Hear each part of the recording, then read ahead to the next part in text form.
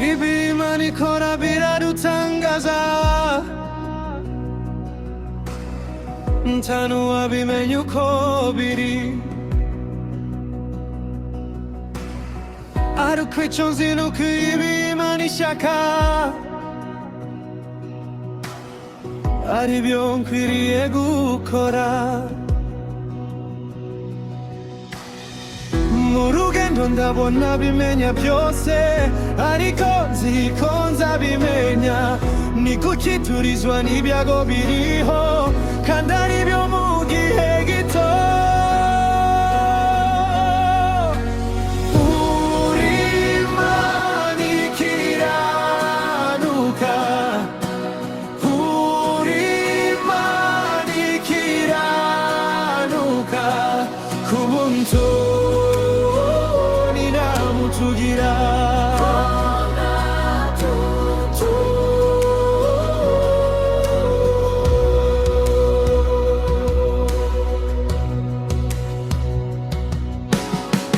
Yesu nzi ko ufite amagare ibihumbi,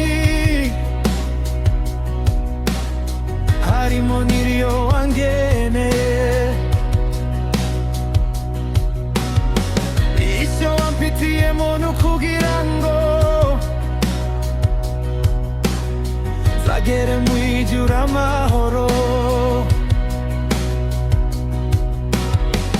kandi nk'uko Eliya yajyanywe n'ingoga, nanjye uko niko nzaba mu isi. Ubwo ibyago byose bizaba bishize, hariho guhimbaza Imana.